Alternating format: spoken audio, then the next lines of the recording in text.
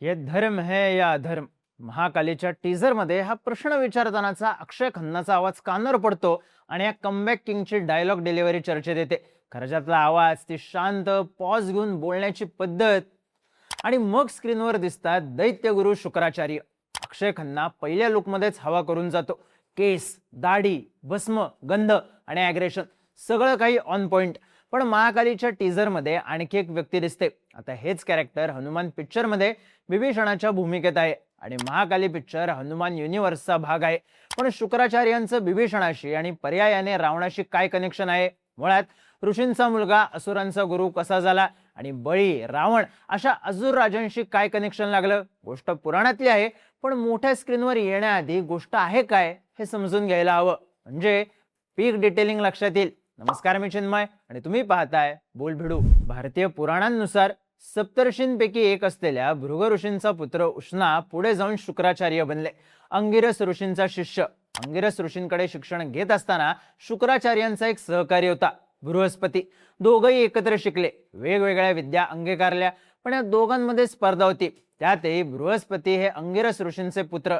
त्यामुळे आपल्या पुत्राला आपले गुरु झुकत माप देतात, आपल्यावर अन्याय होतो, ही भावना शुक्राचार्यांच्या मनात तयार होत गेली आणि इथेच संघर्षाची ठिणगी पडली, जिचा भडका उडाला देवांचं गुरुपद कुणाला जाणार यावरून. बृहस्पती आणि शुक्राचार्य या दोघांनाही देवांचं गुरुपद हवं होतं, पण बृहस्पती आणि इंद्र हे मित्र असल्यानं ते पद बृहस्पतींना मिळालं आणि दोघांमधला संघर्ष आणखी वाढला. आता रामायणाच्या बालकांडातल्या कथेनुसार शुक्राचार्यांची आई काव्यामाता ही असुर कुळातली. तिने इंद्राला अचल केलं, तेव्हा विष्णूंनी काव्यामातेचा वध केला. भृगूंनी तिला पुन्हा जिवंत केलं, पण शुक्राचार्यांच्या मनात देवांबद्दल अढी तयार झाली. त्यात समुद्र मंथनानंतर असुरांना अमृत न मिळणं, इंद्रपद न मिळणं, त्यांच्याकडे बृहस्पतींसारखा गुरु असणं, या सगळ्यातून शुक्राचार्यांच्या मनात अशी भावना तयार झाली की असुरांकडे चांगला गुरु असायला हवा आणि त्यातूनच ते दैत्यगुरु शुक्राचार्य बनले, असे उल्लेख पुराणात आहेत. आता हे पुराणातले उल्लेख पिक्चरमध्ये कसे जोडले गेलेत, तर असुरांवर अन्याय कसा होतोय याबद्दल अक्षय खन्नाचे काही डायलॉग आहेत. आणि त्यात भर म्हणजे महाकाली पिक्चर, ज्या प्रशांत वर्मा सिनेमॅटिक युनिव्हर्सचा भाग आहे, त्यात अधिरा नावाचा एक पिक्चर आहे. यातलं मेन कॅरेक्टर अधिरा हे इंद्राशी कनेक्टेड आहे. थोडक्यात शुक्राचार्यांची पिक्चर मधली ओपनिंग इंद्राशी संबंधित आहे आणि याच युनिव्हर्समध्ये इंद्राशी कनेक्शन असलेला पिक्चर येतोय. शुक्राचार्य ओळखले जायचे मृत संजीवनी विद्येसाठी. जेव्हा असुरांचा पराभव होत होता, देवांची बाजू भक्कम ठरत होती, तेव्हा आपल्याकडे असलेली संजीवनी विद्या वापरून शुक्राचार्यांनी असुरांना पुन्हा जिवंत केलं. त्यांनी ही विद्या भगवान शंकरांची तपस्या करून मिळवली होती.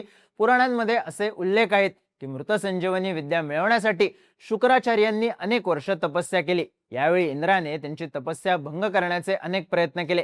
आता हाच सीन महाकालीच्या टीझरमध्ये असा दाखवलाय की जिथे शुक्राचार्य तपस्या करत आहेत, तिथल्या झाडांची मुळं सुद्धा त्यांच्या शरीराशी एकरूप झाली आहेत.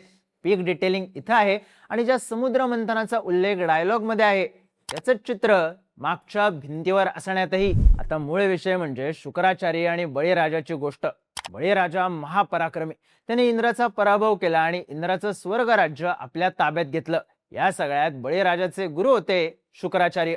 मुळात पुराणांमध्ये शुक्राचार्यांचा अनेक ठिकाणचा उल्लेख हा स्ट्रॅटेजिस्ट म्हणून आहे. त्यांनी असुरांना फक्त विद्या शिकवल्या नाहीत, तर त्यांची युद्ध, त्यांचा देवांसोबतचा संघर्ष या सगळ्याची आखणी केली. त्यातूनच बळीराजाने आपलं साम्राज्य आणखी वाढवलं. मग जेव्हा बळीराजाची ताकद वाढत गेली, तेव्हा विष्णूंनी वामन अवतार घेतला आणि बळीकडे 3 पावलांचं दान मागितलं. तेव्हा शुक्राचार्यांनी वामनाचं रूप ओळखलं आणि ते झारीत किंवा कमंडलूमध्ये सूक्ष्म रूपात गेले.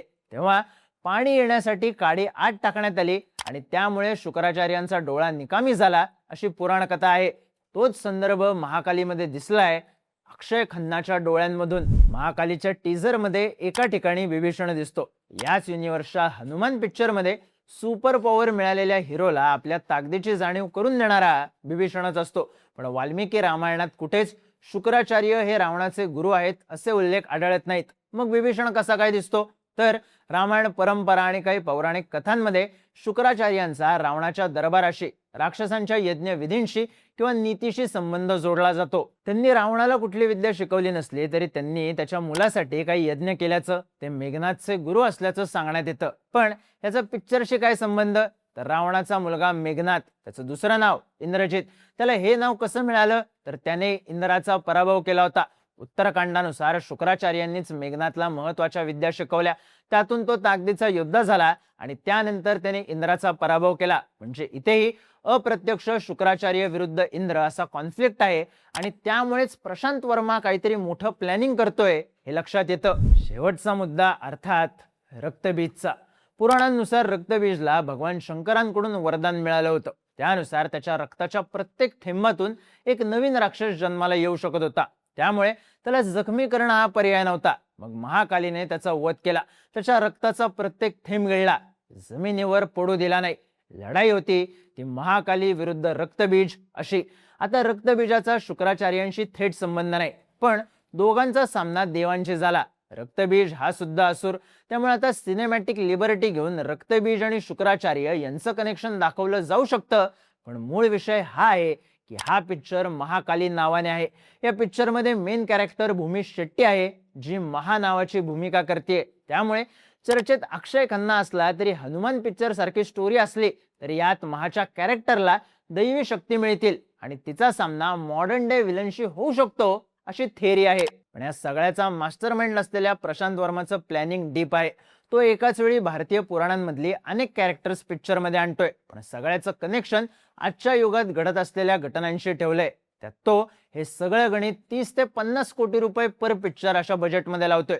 शुक्राचार्य, हनुमान, इंद्र, बिभीषण आणि महाकाली या सगळ्यांच्या भोवती एक गोष्ट फिरते.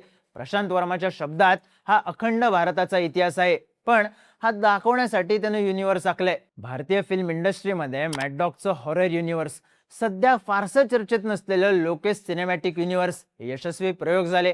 YRF spy universe, Rohit Shetty cop universe बरेच मागे पडले, पण पुराणातल्या गोष्टी, पात्र यांना पुढे आणत तेलुगूमध्ये काम करत प्रशांत वर्माने तगडं प्लॅनिंग केलंय. शुक्राचार्याज वॉर क्राय फक्त सुरुवात ठरू शकते, ते त्यामुळेच.